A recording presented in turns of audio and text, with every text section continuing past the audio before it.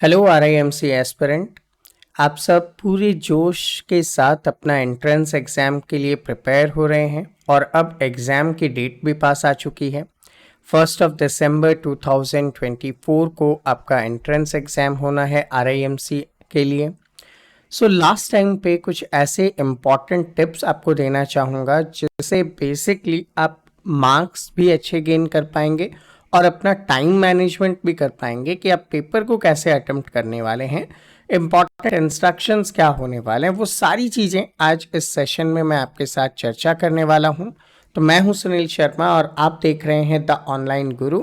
ऐसे ही informative sessions मैं आप लोगों के लिए अवेलेबल करता हूं। इन सभी को रेगुलर बेसिस पे देखने के लिए चैनल को सब्सक्राइब कर बेल आइकन प्रेस कीजिएगा ताकि टाइमली आपको वीडियो के नोटिफिकेशन मिल सके। सबसे फर्स्ट बात करता हूं कि आज के इस सेशन में हम लोग क्या क्या डिस्कशन करने वाले हैं। तो पहला डिस्कशन का पॉइंट होगा कि हमारा एग्ज़ाम का शेड्यूल क्या है। ऑब्वियसली आपको पता है कि आपका एग्ज़ाम 1 दिसंबर को होने वाला है, but specifically first paper, second paper और थर्ड पेपर के बीच में का जो गैप है वो क्या होगा, उसे आप कैसे यूटिलाइज करने वाले हैं, उन चीज़ों को हम लोग यहाँ पे डिस्कस करने वाले हैं। सेकेंड थिंग हम लोग बात करेंगे कि जब आप एग्ज़ाम देने जा रहे हैं तो आपके साथ कुछ इम्पॉर्टेंट चीज़ें होनी चाहिए, चाहे वो आपके डॉक्यूमेंट्स हो, चाहे वो आपका स्टेशनरी हो एंड लॉट मोर, जिनके बिना आप एग्ज़ाम में प्रॉपरली अपना फंक्शन नहीं कर पाओगे, तो उन्हें भी आपको ध्यान से अपने साथ रख लेना है। थर्ड थिंग हम लोग यहाँ पे बात करने वाले हैं कि आप अपने तीनों पेपर को इफ़िशिएंटली कैसे मैनेज करने वाले हैं, किस तरीके से, कौन सा पार्ट पहले करना है, किस टाइप के क्वेश्चन पहले करने हैं, सो दैट आप कम समय में ज़्यादा से ज़्यादा क्वेश्चन को अटेम्प्ट कर सकें। एंड लास्ट थिंग, चूंकि अब एग्जाम में कुछ खास दिन बचे नहीं है, तो ऐसे में शॉर्ट टाइम पे हम लोगों को क्या रिवाइज करना चाहिए, कैसे रिवाइज करना चाहिए, ताकि हम एग्जाम में कंफ्यूज भी कम हो और हम बेटर परफॉर्मेंस दे सकें। इन सभी पॉइंट्स पे डिस्कस करेंगे, बट बिफोर दैट आप सभी को इन्फॉर्म करना चाह रहा हूँ, हमारी तरफ से Sainik school, military school, RIMC, gurukul, O group जैसे वेरियस अदर एंट्रेंस एग्जाम्स के लिए ऑनलाइन लाइव क्लासेस अवेलेबल हैं। अगर आप हमारे साथ जुड़कर लाइव क्लासेस से प्रिपेयर करना चाहते हैं तो 7737653468 पर आप मुझसे कांटेक्ट कर सकते हैं। प्रेफर करूँगा 10 AM टू 2 PM के बीच आप कॉल करें, अनलेस व्हाट्सएप का भी यूज़ आप कर सकते हैं। चलिए वन बाय वन आते हैं हमारे की डिस्कशन पॉइंट पे। सबसे पहला की डिस्कशन पॉइंट था कि एग्ज़ाम शेड्यूल क्या है, और ये आप सब के एडमिट कार्ड पे लिखा हुआ आया है कि आपका एग्ज़ाम 1 दिसंबर 2024 के दिन है। मैथमेटिक्स का पेपर 9:30 से 11 के बीच में कंडक्ट होना है। 9:30 to 11 का मतलब होता है मोटा मोटा 90 मिनट्स का आपको समय मिलने वाला है। फिर जीके का पेपर 12 to 1 कंडक्ट होना है, मतलब आपको एग्जैक्टली 60 मिनट मिलने वाले हैं। इंग्लिश का जो पेपर है वो 2:30 से 4:30 के बीच में कंडक्ट होना है, मतलब 2 आवर्स, तो 120 मिनट्स आपको यहाँ पे मिलने वाले हैं। एग्जैक्टली होगा क्या कि ऐसा तो नहीं है कि 9:30 पे वो बोलेंगे आ जाओ अंदर, ऐसा नहीं होने वाला। वो आपको 1 आवर पहले ही एंट्रेंस देने वाले हैं। तो आपको क्या करना है, टाइम से पहले, एटलीस्ट 1 आवर पहले आपको वहाँ पे पहुँच जाना है। वो आपको अंदर एडमिट कार्ड भी चेक करेंगे, वो आपकी आईडी कार्ड भी चेक करेंगे, उसके बाद वो आपको एंट्रेंस देने वाले हैं। तो इस शेड्यूल का ध्यान रखना कि 9:30 लिखा है, दैट डजेंट मीन कि आपको 9:30 पे जाना है, आपको एटलीस्ट 1 आवर पहले जाना है। बाकी आप प्रेफर कर सकते हैं, अलग अलग स्टेट्स में जो एडमिट कार्ड हैं वहाँ पे आपको इंस्ट्रक्शंस दिए गए हैं, तो उसको आप फॉलो करेंगे, फर्स्ट थिंग। सेकेंड थिंग, जब आप 9:30 पे आपका मैथ्स का एग्ज़ाम स्टार्ट होगा, 11 पे ख़त्म हो जाएगा, अगला पेपर 12 है, तो क्या वो आपको बाहर जाने देंगे, क्या वो आपको वहीं पे बिठाए रखेंगे? क्योंकि जब आप बाहर जाते हो तो वापस से आपका एडमिट कार्ड वगैरह चेक करना और वापस से आपको अंदर एंट्रेंस देना अपने आप में टाइम कंज्यूमिंग होगा। तो वो आपको स्कूल प्रीमाइसेस के अंदर ही रखने वाले हैं। जो भी आपका एग्ज़ाम सेंटर है, जिस भी स्कूल में आपका एग्ज़ाम सेंटर है, यूजुअली आप सबको पता है हर स्टेट में एक ही जगह पे एग्ज़ाम होता है। तो उसी स्कूल प्रेमाइसेस में आपको रखा जाएगा, आपको वहां से बाहर आने को परमिट नहीं करेंगे। तो जीके का पेपर होगा, उसके बाद आपको बाहर आने देंगे। इसका मतलब है कि आप एज अर्ली पॉसिबल 8:30 तक वहां पे एंटर कर रहे हो और आपको बाहर निकलने को मिल रहा है 1 बजे। तो इसका मतलब है इस टाइम ड्यूरेशन में ऑब्वियस है कि आपको प्यास भी लग सकती है, ऑब्वियस है कि आपको भूख भी लग सकती है। इन चीज़ों को कैसे मैनेज करेंगे वो आगे बात करूंगा मैं, लेकिन ये टाइम रेफरेंस आपको देना जरूरी था ताकि आप इस चीज़ को सोच सके कि हाँ यार ऐसा भी तो होगा हमारे साथ। उसके बाद जब आप 1 PM बाहर आ चुके हैं, आपको अपना प्रॉपर डाइट लेना है और उसके बाद 2:30 वापस से एग्जाम है। इसका मतलब 2 PM आपको एंटर कर जाना है, तो मतलब वहाँ पे भी सिर्फ 1 घंटे का टाइम आपके पास बीच में बचेगा। तो इसको प्रॉपर अगर आप ध्यान में रखेंगे तो आपका काम बनेगा। नेक्स्ट थिंग, मैथ्स का पेपर आप सभी जानते हैं 200 मार्क्स का है और मिनिमम क्वालिफाइंग 100 आपको मिलने चाहिए अनलेस आप डिस्क्वालिफाइड है। जीके का पेपर 75 क्वेश्चंस 75 मार्क्स का होता है, मिनिमम 37.5, राउंड ऑफ 38 मार्क्स आपको चाहिए अनलेस आप क्वालिफाई नहीं कर पाओगे। इंग्लिश का पेपर 125 मार्क्स का होता है, मिनिमम 62.5 आपको चाहिए अनलेस आप क्वालिफाई नहीं कर पाएंगे। तो इस मिनिमम मार्क्स के क्राइटेरिया का आपको ऑब्वियसली ध्यान रखना है अनलेस आपको प्रॉब्लम फेस करनी पड़ेगी। नेक्स्ट थिंग, अब शुरू से शुरू करते हैं कि जब आप एग्जाम सेंटर जा ही रहे हैं तो आपको किन किन चीज़ों की रिक्वायरमेंट होने वाली है। सबसे पहली चीज़ तो डॉक्यूमेंटेशन पे बात करते हैं। देखो, अगर मैं डॉक्यूमेंटेशन की बात कर रहा हूँ तो आपको सबसे ज़्यादा एसेंशियल क्या है, एडमिट कार्ड। ठीक है, पहला इंपॉर्टेंट क्या है, एडमिट कार्ड है। बिना एडमिट कार्ड के तो ऑब्वियस है कि कोई भी आपको वहाँ पे अपीयर होने नहीं देने वाला। ठीक है, कोई भी आपको वहाँ पे अपीयर नहीं होने देने वाला। तो एडमिट कार्ड आपके पास कंपल्सरीली होना चाहिए अनलेस आपका काम नहीं बनने वाला। अब सर, एडमिट कार्ड से रिलेटेड भी बहुत सारे स्टेट्स का अलग अलग तरीके का एडमिट कार्ड आया है, तो कॉमनली मैं एक एडमिट कार्ड आपको शो करके नहीं बता सकता हूं कि आपको स्पेसिफिकली क्या करना चाहिए। बट ऑल इन ऑल जितने मैंने एडमिट कार्ड देखे, क्योंकि मेरे पास यूपी के भी स्टूडेंट हैं, मेरे पास महाराष्ट्र के भी हैं, मेरे पास राजस्थान के भी हैं, मेरे पास हरियाणा के भी हैं, डिफरेंट डिफरेंट स्टेट से स्टूडेंट्स हैं। तो उन सब में एक चीज़ जो कॉमन देखने को मिली है कि आपके एडमिट कार्ड में आपका पासपोर्ट साइज फोटो लगाने का एक ब्लैंक स्पेस दिया गया है, जहां पे आपको क्या करना है, अपना फोटो लगाना है। दूसरी चीज, वहां पे एक कॉलम और दिया है जिसमें कैंडिडेट का साइन करने को दिया हुआ है, मतलब आपको अपना वहां पे साइन करना है।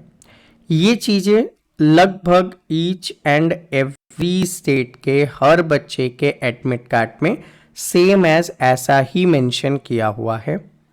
तो आपको उसका विशेष रूप से ध्यान रखना है कि आप अपने एडमिट कार्ड पे जहाँ पे फोटो का कॉलम है वहाँ पे फोटो चिपकाएंगे और जहाँ पे सिग्नेचर का कॉलम है वहाँ पे अपना सिग्नेचर करेंगे। ये मस्ट रिक्विजिट है, इसके बिना तो आप जा ही नहीं सकते हैं। सेकेंड थिंग, कुछ स्टेट में ये एडमिट कार्ड है ये बाई पोस्ट आया है और कुछ स्टेट जैसे कि महाराष्ट्र हैं, इन्होंने एडमिट कार्ड ऑनलाइन भी अवेलेबल करवाए हैं अपने स्टेट गवर्नमेंट की वेबसाइट पे। ऐसे में दोनों एडमिट कार्ड पे एक छोटा सा चेंज है। चेंज क्या है, अगर आपके पास बाई पोस्ट एडमिट कार्ड आया है तो उस एडमिट कार्ड में कहीं पे भी इंस्टीट्यूशन हेड के साइन की रिक्वायरमेंट नहीं दिखाई गई है, लेकिन स्पेसिफिकली जब आपने ऑनलाइन डाउनलोड किया है एडमिट कार्ड तो वहां पे आपको स्कूल के प्रिंसिपल का सिग्नेचर करवाना पड़ेगा। तो किन की बात कर रहा हूं, सिर्फ उनकी बात कर रहा हूं जिनके स्टेट में ऑनलाइन एडमिट कार्ड की फैसिलिटी थी, स्पेसिफिकली महाराष्ट्र की बात कर रहा हूं। तो ऐसे स्टूडेंट को क्या करना है, वहां पे अपने स्कूल के प्रिंसिपल के साइन करवाने हैं एडमिट कार्ड पे, आपको कॉलम मिल भी जाएगा। वो करवा लेना, और इसका विशेष रूप से ध्यान देना कि पहले करवा लीजिएगा क्योंकि सैटरडे संडे आने वाले हैं। ठीक है, हो सकता है किसी और कारणों से भी आपका स्कूल में ऑफ हो तो आपको साइन करवाने में प्रॉब्लम आएगी, तो उस चीज़ का ध्यान रखें। ये चीज़ें मैं इसीलिए पहले से आपके साथ शेयर कर रहा हूँ। ये तो हुआ आपका एडमिट कार्ड। एडमिट कार्ड पे फोटो लगा ली आपने, अपना सिग्नेचर कर दिया एंड ऑल, सब हो गया। कुछ स्टेट में बच्चों के साथ ऐसा पाया गया है कि एडमिट कार्ड में उनके नेम के साथ प्रॉब्लम्स हैं। तो ऐसे में मैं सजेस्ट करूंगा कि आपको क्या करना है, अपने जो स्टेट गवर्नमेंट है जहां पे अपना फॉर्म फिलअप करके भेजा था, उनसे आप कांटेक्ट करें, उनको डॉक्यूमेंटेशन दें, ईमेल करें और उनके पास पहुंचें और पहुंचकर आप ये वेरीफाई करवाएं कि सर एडमिट कार्ड में मेरी डिटेल्स गलत आई है, तो प्लीज़ आप इसे अपडेट कीजिए। और ये भी काम फ्राइडे तक ही हो पाएगा, सैटरडे संडे तो आप जानते ही हैं बड़ा मुश्किल हो जाता है आपके लिए। तो वो काम आपको पहले करवाना है, क्योंकि कुछ स्टूडेंट्स के साथ ऐसा भी हुआ है कि उन्होंने फॉर्म फिलअप के समय उनकी राइटिंग के इशू की वजह से या कोई अदर इशू की वजह से पढ़ने में उनकी स्पेलिंग कुछ और आ रही है जबकि लिखा उन्होंने कुछ और है, या फिर कई बार पर्सनल एरर भी हो जाते हैं, तो उस प्रॉब्लम को आप सुधराएंगे। नेक्स्ट थिंग, कुछ बच्चे ऐसे भी हैं जिनके डॉक्यूमेंटेशन इनकम्प्लीट थे, और ऐसे में एडमिट कार्ड के नीचे एक लिस्ट लिखी हुई आई है कि आपने ये डॉक्यूमेंट फर्निश नहीं किया है, आप एग्जाम देते समय जब आएंगे तो आप इस डॉक्यूमेंट को अपने साथ लेकर आएंगे। तो आपको वो डॉक्यूमेंट अपने साथ लेकर जाना है, टेस्टेड कॉपी, अनलेस आपका एग्जाम वहीं पे कैंसिल आउट हो जाएगा।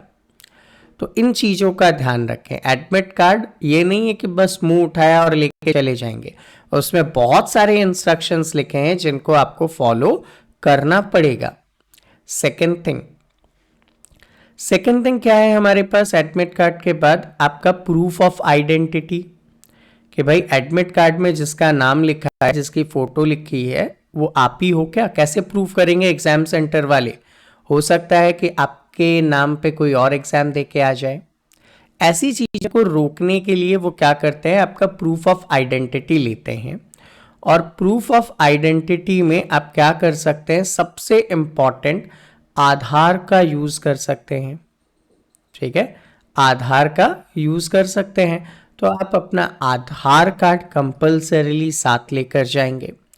कुछ स्टूडेंट ऐसे भी हो सकते हैं जो बोलेंगे कि सर हमारे पास आधार कार्ड नहीं है, ऐसे में आप अपना स्कूल आईडी कार्ड लेकर जा सकते हैं। बट वेट अ मिनट, आप ऐसा बोल ही नहीं सकते कि हमारे पास आधार कार्ड नहीं है, क्योंकि जब आपने एप्लीकेशन फॉर्म फिल किया था वहाँ पे कंपल्सरी था आपको अपना आधार कार्ड सबमिट करना।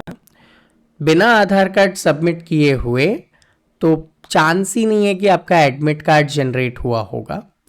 तो इन अ केस ध्यान रखेंगे, आधार कार्ड ले जाना मत चूकना। एडिशनली आप अपना स्कूल आईडी कार्ड लेकर जा सकते हैं, तो वो आपको प्रॉब्लम नहीं करने वाला। आप आसानी से मतलब यहाँ पे क्या कर लेंगे, अपना फंक्शन कर लोगे।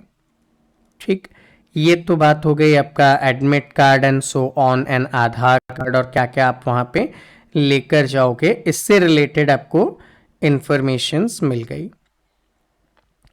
अब बात करते हैं कुछ और चीज़ों के बारे में जो आपके लिए कंपलसरी है, लाइक स्टेशनरी। ठीक है, लाइक स्टेशनरी में आपको क्या क्या चाहिए। ठीक है भाई, पेपर आपका है, ठीक, और उन्होंने एडमिट कार्ड में भी लिखा हुआ भी है कि please bring your own writing material for examination. तो अब इस राइटिंग मटेरियल में यानी कि स्टेशनरी में हम क्या लेकर जाएंगे? सबसे पहली चीज, आपके पास पेन तो ऑब्वियसली होना चाहिए। अच्छा, पेन भी कैसा होना चाहिए? बॉल पॉइंट पेन होना चाहिए। ठीक है, बॉल पॉइंट पेन होना चाहिए हमारे पास। द रीजन इज, मान लो आपने पेन से जेल पेन या फाउंटेन पेन यूज किया, गलती से इन्विजिलेटर, वो भी तो इंसान है, प्यास लग रही थी, पानी पीने गया, गलती से हाथ लग गया और ग्लास में से पानी गिर गया आपकी कॉपी पे। अगर आपने जेल पेन यूज किया है तो आपकी कॉपी वहीं पे ख़त्म हो जाएगी। इसीलिए मैं सजेस्ट करता हूँ कि बॉल पॉइंट पेन का यूज़ करें, क्योंकि बॉल पेन में इंक स्मज नहीं करता और आसानी से आपकी कॉपी रिटेन की जा सकती है। तो पहली चीज़ तो बॉल पेन का यूज़ करेंगे।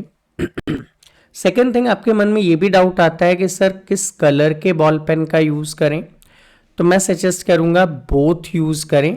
ब्लू भी यूज़ करेंगे आप और ब्लैक भी यूज़ करेंगे आप। बोले सर ब्लू और ब्लैक कैसे?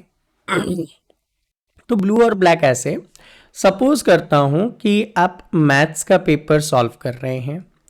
मैथ्स का पेपर सॉल्व करते समय मैं आपको सजेस्ट करूंगा कि सब काम आप किससे करेंगे? ब्लू से करेंगे। लेकिन जब आप इसमें फॉर्मूला लिखेंगे ना, कोई question, suppose area find out करना है और आपने एरिया का फॉर्मूला लिखा, फॉर्मूला अगर आप ब्लैक कलर के पेन से लिख देंगे, हाईलाइट कर देंगे, या फिर सपोज करता हूं एक्सपोनेंट का कोई क्वेश्चन सॉल्व कर रहे हो, a to the power m multiplied by a to the power n is equals to a to the power m plus n, ये फॉर्मूला है। अब सब कुछ आपने किससे लिखा? ब्लू से लिखा। और इस चीज को अगर आप ऐसा कर देते हैं कि इसको आप ब्लैक से लिख देते हैं, तो देखो पूरे में अलग से हाईलाइट हो रहा है कि नहीं। तो इन्विजिलेटर भी जब कॉपी चेक कर रहे होंगे तो उन पे एक अच्छा इंप्रेशन पड़ने वाला है अगर आप ब्लैक कलर का पेन से फॉर्मूला लिखोगे तो। ओनली फॉर्मूले की बात कर रहा हूं, ठीक है? पूरा मतलब ब्लैक यूज नहीं करना है, यूज तो आपको ब्लू ही करना है, बट एक अच्छा इंप्रेशन, कॉपी एक अच्छा दिखना चाहिए, उसके लिए आप यहाँ पे ब्लैक पेन का यूज कर सकते हैं।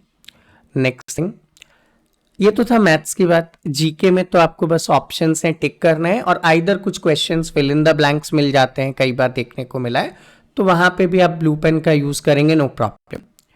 इंग्लिश के पेपर पे आता हूं मैं। आप इंग्लिश का पेपर सॉल्व कर रहे हैं। इंग्लिश का पेपर सॉल्व करते समय आपने मान लीजिए कोई लेटर लिखने को बोला, ठीक है? लेटर जब आप लिख रहे हैं तो मैं सजेस्ट करूंगा कि लेटर में जो आप सब्जेक्ट लिख रहे होते हैं ना, सब्जेक्ट को अगर आप ब्लैक से लिख देंगे, कितना अच्छा हो सकता है आपके लिए, ठीक है?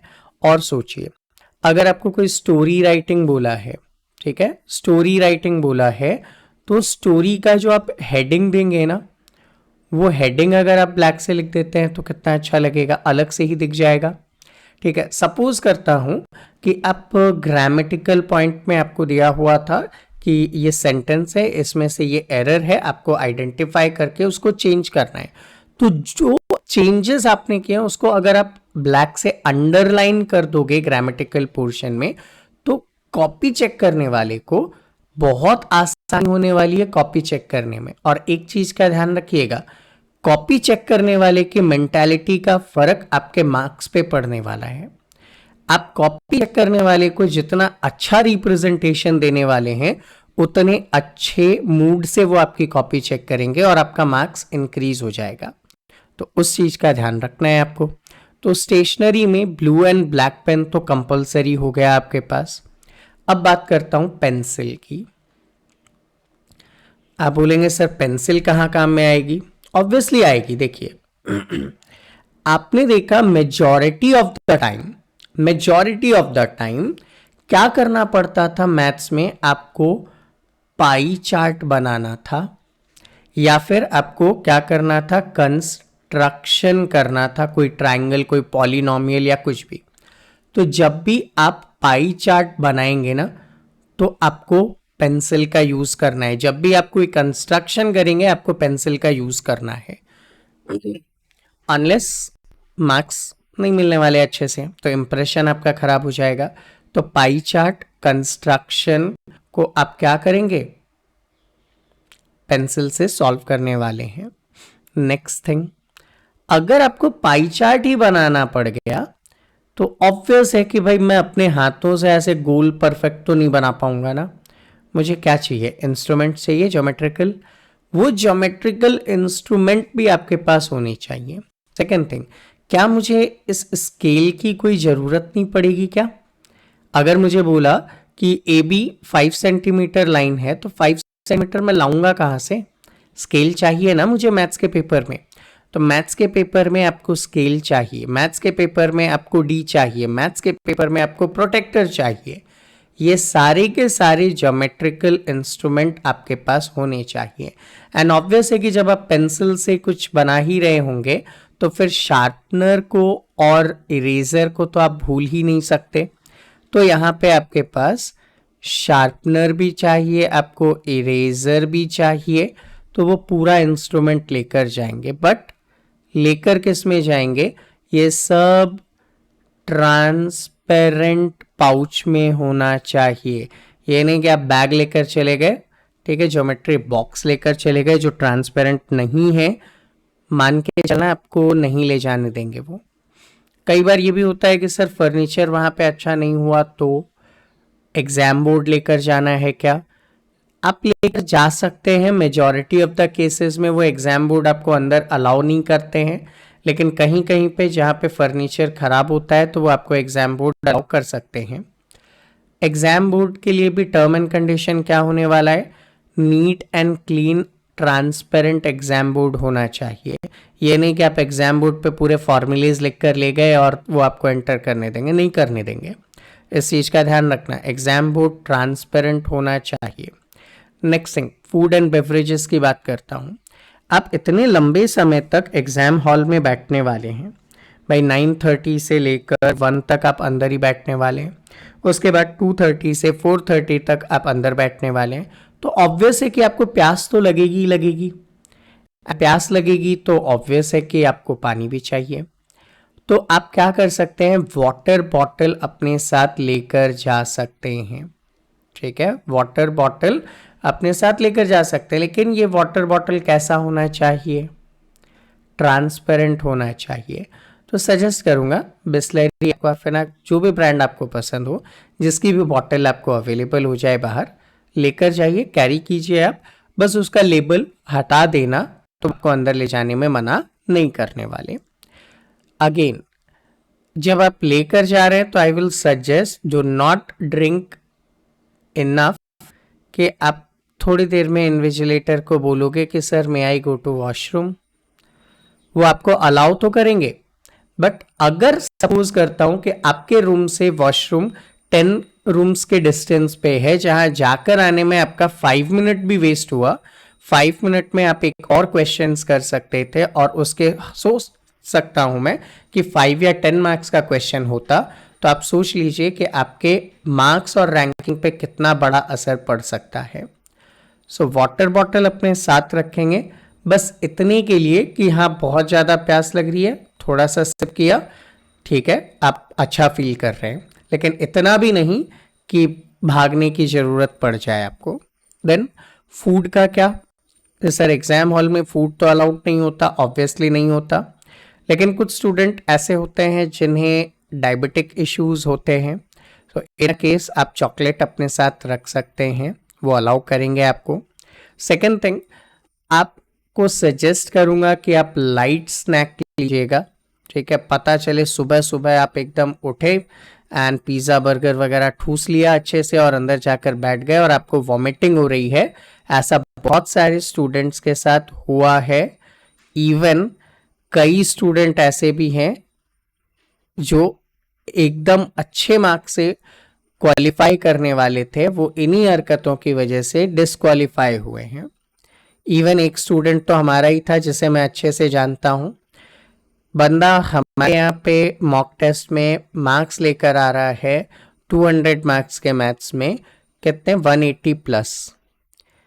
बच्चे ने सुबह सुबह जिद की, बर्गर खाया अच्छे से, एग्जाम हॉल में जाकर वॉमिटिंग की उसने, बेहोश हो गया, आधा घंटा मैथ्स के पेपर में बर्बाद हुआ है और बच्चा मैथ्स में फेल हुआ है, ठीक है। इसीलिए बोलता हूं कि प्रीवियस एक्सपीरियंस से आपको सुधरना चाहिए, उनसे आपको आउटकम लेने चाहिए, तो वो आउटकम का आप ध्यान रखने वाले हो, ठीक है। तो लाइट स्नैक लीजिएगा, ऐसा मत कुछ खाना कि आप एग्जाम हॉल में परेशान रहो। एग्जाम हॉल में आप जितने परेशान रहोगे उतना आपके पेपर पे इम्पैक्ट पड़ने वाला है। Next thing, clothing instructions. Sir कपड़ों का क्या? तो बेटा सीधी सी बात है, 1 दिसंबर मतलब मेजॉरिटी ऑफ इंडियन स्टेट्स में, स्पेसिफिकली नॉर्दर्न इंडियन स्टेट्स में ठंड का समय है, आपको अच्छी खासी सर्दी लगने वाली है, तो ऐसे क्लोथिंग्स तो अरेंज करें कि आपको ठंड ना लगे और आप वहाँ से पे कंफर्टेबल काम कर सकें। बट आपके क्लोथिंग ऐसे होने चाहिए जिनमें बड़े बड़े बटन्स, बैज नहीं होने चाहिए। मतलब ऐसा कुछ नहीं हो जिससे इन्विजिलेटर को आप पे शक हो, वो बोले यार इतने बड़े बड़े बटन हैं। क्योंकि कई बार अपने एग्जाम्स में सुना होगा ना, लोग चप्पल के अंदर भी ब्लूटूथ डिवाइस लगा कर ले जाते हैं और मजबूरी में वो लोग क्या करेंगे, आपके स्वेटर्स जैकेट उतरवा देंगे, ठंड में परेशान आप होगे। तो मिनिमलिस्टिक क्लोथिंग्स रखने हैं, विंटर वेयर पहनो, वुलन स्वेटर्स पहन के जाओ, नो प्रॉब्लम। बटन्स ज़्यादा बड़े ना हो, बैज नहीं लगा हो, ऐसी चीज़ें ना हो जिससे उनको आप पे डाउट हो। तो क्लोथिंग का भी बहुत अच्छा सा ध्यान रखेंगे। दूसरी चीज़ मैं सजेस्ट करूँगा, जीन्स की जगह पजामे में चले जाओ आप, कंफर्टेबल रहोगे आप वहाँ पे बैठने में, क्योंकि आपको इतने लंबे समय तक बैठना है और पेपर देना है। तो पजामे में चले जाओ आप, ज़्यादा बेटर रहेगा compare to fancy jeans and other things. को कंफर्टेबल रहोगे, जितना कंफर्टेबल रहोगे उतना मेंटली अच्छा रहेगा, आप पेपर अच्छा कर पाओगे। नेक्स्ट थिंग, मैथ्स का पेपर कैसे अटेम्प्ट करें। देखो, कोई सा भी पार्ट अटेम्प्ट करने के लिए आपको दो चीज़ें चाहिए, टाइम मैनेजमेंट और एक स्ट्रैटेजी कि आपको अटेम्प्ट क्या करना है। सबसे पहले तो मैं टाइम मैनेजमेंट की बात करता हूँ। आपको पता है कि मैथ्स का पेपर आपको लगभग 90 मिनट का मिलने वाला है। दूसरी चीज़, हमने ये देखा कि दो पार्ट हैं, पार्ट ए है और पार्ट बी है। कुछ 3 से 4 पेपर जहां पे ये शफलिंग हुई है, जहां पे चेंजेस या मॉडिफिकेशन किए गए हैं, उनको मैं साइड बाई करता हूं। तो ऐसे में पार्ट ए जो 5 मार्क्स वाले क्वेश्चन होते हैं, लगभग 20 क्वेश्चन करने होते हैं। पार्ट बी 10 मार्क्स वाले 10 क्वेश्चंस आपको करने होते हैं।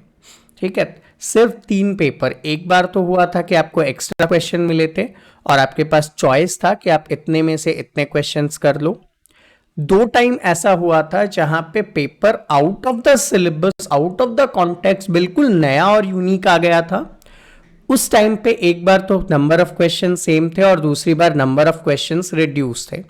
तो वो उन 2 से 3 एक्सेप्शंस को हटा देता हूं। मैं अभी बात कर रहा हूं जैसा पेपर आपके जून 2024 में आया था उसके बेसिस पे। ठीक है, जून 2024, और पिछले 3 पेपर को छोड़ दो तो बाकी सारे पेपर के बेसिस पे अभी मैं बात कर रहा हूं। तो आपको करना क्या है, 90 मिनट में ये करना है। अब खुद से सोचो, 20 क्वेश्चन करना इजी रहेगा या 10 क्वेश्चन करना इजी रहेगा, टाइम किस में कम लगने वाला है। तो ऑब्वियस है कि 10 क्वेश्चन ज़्यादा बेटर होगा। तो मैं टाइम मैनेज करने के लिए ये सजेस्ट करता हूँ कि आप सभी को पहले पार्ट बी पे आना चाहिए। आई रिपीट, मैं सजेस्ट करता हूँ कि आप सबसे पहले क्या करेंगे, पार्ट बी करेंगे, उसके बाद आप पार्ट ए करेंगे। अब आपके मन में आया कि सर मैंने पार्ट बी ओपन किया, पार्ट बी में 10 क्वेश्चंस थे, मुझे 10 में से 7 ही आते हैं। नो प्रॉब्लम, आप 7 क्वेश्चंस करो। उसके बाद आप क्या करो, आप पार्ट ए पे आ जाओ, पार्ट ए पे जितने क्वेश्चंस आते हैं वो कर दो। एंड उसके बाद लास्ट में आपके पास टाइम बच रहा है तो रिमेनिंग क्वेश्चन में थोड़ा प्रैक्टिस करो। एटलीस्ट आपको पता है कि स्टेप वाइज मार्किंग है, तो अगर आप एटलीस्ट फॉर्मूला लिख देते हो, स्टार्टिंग के 3-4 स्टेप भी कर देते हो, तो कुछ ना कुछ मार्क्स तो आपको मिल ही जाएंगे। वो आपको बेटर करने वाला है। दूसरी चीज, सबसे पहली चीज दिमाग में ये बिठा लेना कि आपको एग्जाम क्वालिफाई करना है, आपको महारथी नहीं बनना है। हर क्वेश्चन के साथ उलझने की जरूरत नहीं है। कुछ क्वेश्चंस एग्जाम में ऐसे आते हैं जो आपके स्टैंडर्ड से अबव होंगे। अगर वो आपके स्टैंडर्ड से अबव हैं देन बट ऑब्वियस है कि नहीं कर पाओगे। लेकिन अगर जिद में आप उस क्वेश्चन के साथ लग गए, आपका टाइम वेस्ट होगा और आप जो क्वेश्चन आगे कर सकते थे वो अगर आपने मिस किया तो आपके लिए प्रॉब्लम होनी है। तो ऑब्वियस सजेस्ट मैं क्या करने वाला हूं कि पार्ट बी से स्टार्ट करें, पार्ट ए को बाद में करें, क्योंकि पार्ट बी के क्वेश्चन ज़्यादा मार्क्स के हैं, पार्ट ए के क्वेश्चन कम मार्क्स के हैं। हमारा पहला टारगेट होना चाहिए कि 100 मार्क्स तक कैसे पहुंचूं, और वो क्वेश्चन पहले चूज आउट करो। 2 मिनट में पेपर रीड आउट करो और ये आइडेंटिफाई करो आप कि कौन सा पार्ट आप यहाँ पे आसानी से कर पाओगे, कौन कौन से क्वेश्चंस आप आसानी से कर पाओगे, उसे सबसे पहले आप सॉल्व करने वाले हैं, जिसकी मदद से आप 100 मार्क्स का जो मिनिमम कट ऑफ है ना, उसको आप एटलीस्ट अचीव करो। उसके बाद आप सारे क्वेश्चन करो, कौन मना करता है। लेकिन ऐसा नहीं कि शुरू में ही आप हार्ड क्वेश्चन में लग गए, टाइम ज़्यादा चला गया और आते हुए भी आपके क्वेश्चंस छूट गए, और अगर 100 मार्क्स पे नहीं पहुंच पाए ना, तो आप डिस्क्वालिफाइड हो जाएंगे। इस चीज़ का ध्यान आपको रखना है। सो पार्ट बी से स्टार्ट करें। पहले ऐसे क्वेश्चंस चूज करें जो आप कर सकते हैं, और टाइम बहुत कम है, 90 मिनट्स हैं, तो उसका ध्यान जरूर रखेंगे। नेक्स्ट थिंग, इंग्लिश के पेपर में क्या करें। तो बेटा इंग्लिश के पेपर में आपको एम्पल टाइम गिवन होता है। इंग्लिश के पेपर में आपको 2 आवर्स मिल रहे हैं। अब इस 2 आवर्स के अंदर अगर मैं बात करता हूं, तो पेपर के भी 3 पार्ट होते हैं, A, B and C. Part A के अंदर आपका रीडिंग सेक्शन होता है, पार्ट बी के अंदर आपका राइटिंग सेक्शन होता है, पार्ट सी में आपका ग्रामेटिकल सेक्शन होता है। सबसे पहले मैं सजेस्ट करता हूं कि आप ग्रामेटिकल सेक्शन को सॉल्व करेंगे, क्योंकि नंबर ऑफ क्वेश्चंस में लगने वाला टाइम ग्रामेटिकल क्वेश्चंस में आपका सबसे कम होता है, और ये वो पार्ट है जहां पे आपको मार्क्स मिलेगा तो मिलेगा, नहीं मिलेगा तो नहीं मिलेगा। मीन्स अगर किसी क्वेश्चन का 1 वर्ड आपको देना है, आपने एग्जैक्ट 1 वर्ड लिखा, मार्क्स मिलेगा, नहीं लिखा नहीं मिलेगा। आपको कुछ सोचना नहीं है, कुछ ज़्यादा टाइम वेस्ट नहीं करना है। Part C grammatical section easy होता है आपके लिए। पार्ट बी राइटिंग सेक्शन को सबसे एंड में सॉल्व करना है, और इसको सबसे फर्स्ट में सॉल्व करना है। सेकेंड टाइम पे आप रीडिंग कॉम्प्रिहेंशन पे आएंगे। पैसेजेस होते हैं, बड़े होते हैं, पोएट होते हैं, बड़े होते हैं पोएम्स। पढ़ के आंसर करना थोड़ा टाइम लगता है, बट ये ऐसा सेक्शन होता है कि मार्क्स तो आप ले ही आओगे। राइटिंग सेक्शन में भी आप मार्क्स लाओगे, लेकिन राइटिंग सेक्शन टाइम ज़्यादा लेता है। तो पहले क्या करें, पहले ग्रामेटिकल सेक्शन को शुरू करें, फिर रीडिंग कॉम्प्रिहेंशन साइड जाएं, और फिर एंड में राइटिंग सेक्शन को सॉल्व करो। तो आप टाइम का प्रॉपर यूटिलाइजेशन कर पाओगे, एंड ज़्यादा से ज़्यादा मार्क्स भी आप यहाँ पे गेन कर पाओगे। नेक्स्ट थिंग, जीके में क्या करना है। जीके में बेटा ऐसी कोई प्रॉब्लम तो है नहीं आपके पास। 60 मिनट का टाइम है और 75 क्वेश्चंस हैं। जैसा मैं मॉक टेस्ट भी लेता हूं, तो मैंने यही ऑब्जर्व किया है, आप लोग 30 मिनट्स में पूरा पेपर कंप्लीट कर ही लेते हैं। तो यहाँ आपको दिक्कत नहीं आएगी, आप लोग आसानी से कर सकते हैं। अब बात करते हैं कि सर लास्ट टाइम थोड़े से ही दिन बचे हैं, क्या किया जाए, कैसे रिवाइज किया जाए। तो देखो बच्चे, हमारे चैनल पे बहुत सारे वीडियोस अवेलेबल हैं, जैसे कि एक पूरा एंटायर प्लेलिस्ट है पेपर सॉल्यूशंस का, जहाँ पे RIMC के बहुत सारे पेपर्स हमने सॉल्व करके आपके लिए अपलोड किए हुए हैं। आप आसानी से उसे देख सकते हो। सेकेंड थिंग, अभी रिसेंट टाइम पे जीके के लिए मैं बहुत सारी चीज़ें आप लोगों को अपलोड करके दे रहा हूँ। जैसे नोबेल प्राइज़ अभी रिसेंटली अपलोड किया है। इम्पॉर्टेंट करंट अफेयर्स का जीके क्विज आपके लिए है, 7th सेशन तक इसका अपलोड हो चुका है। ठीक है, ऐसे ही सितंबर अक्टूबर मंथ के भी MCQ अलग से है आपके पास। ठीक, इतना ही नहीं, इम्पॉर्टेंट हिस्ट्री के क्विज फॉर RIMC, ये स्पेसिफिकली आपको देख ही लेना है। क्यों? क्योंकि ये सारे के सारे PYQ बेस्ड वीडियोस है, जहाँ पे आपको पुराने पेपर्स से अंदाज़ा लगाते हुए पेपर्स दिए जा रहे हैं। ऐसे ही कॉन्स्टिट्यूशन का है, ज्योग्राफी का है, एंड लॉट मोर आपके लिए यहाँ पे अवेलेबल है। तो इन्हें आप देखोगे, आपको हेल्प मिलने वाली है। जीके में बहुत हेल्प हो जाएगी आपको इनसे। PYQ भी आप इससे सॉल्व कर पाओगे, एंड लॉट मोर। थोड़ा सा मैं आपको लास्ट टाइम पे सजेस्ट करना चाहूँगा कि आप क्या करें, ज़्यादा से ज़्यादा मैथ्स में फॉर्मूलेज रिवाइज कर लें, ताकि फॉर्मूला बेस्ड क्वेश्चंस में आप कहीं चूक नहीं जाएं और आसानी से आप उनको सॉल्व कर सकें। तो वो एक अच्छा इंपॉर्टेंट पार्ट होता है आपके लिए। बाकी ये वीडियोस वगैरह तो हैं ही जो आपको रेगुलर बेसिस पे हेल्प करते रहेंगे। सो स्टूडेंट, ये था मेरी तरफ से आप सभी को कुछ इंपॉर्टेंट टिप्स, जिनको आप फॉलो कीजिए और डेफिनेटली आप अपने एग्जाम में थोड़े अच्छे से मार्क्स गेन कर पाएंगे। सो अगर आप हमारे साथ जुड़कर लाइव क्लासेस के थ्रू प्रिपेयर करना चाहते हैं, तो 7737653468 पर आप मुझसे कांटेक्ट कर सकते हैं। एंड अभी भी अगर आपके मन में कोई डाउट बचता है, कोई क्वेरी है, तो कमेंट सेक्शन आपके लिए ओपन है। कमेंट कीजिए, विद इन 24 आवर्स आपके सभी डाउट, सभी क्वेरीज को रिस्पॉन्स किया जाएगा। ऐसे ही रेगुलर सेशंस के लिए हमें सब्सक्राइब करें, फॉलो करें एंड बाकी स्टूडेंट्स के साथ शेयर भी करें ताकि उन्हें भी इसका बेनिफिट मिल सके। तो मिलते हैं आपसे अगले सेशन में। All the best. जय हिंद।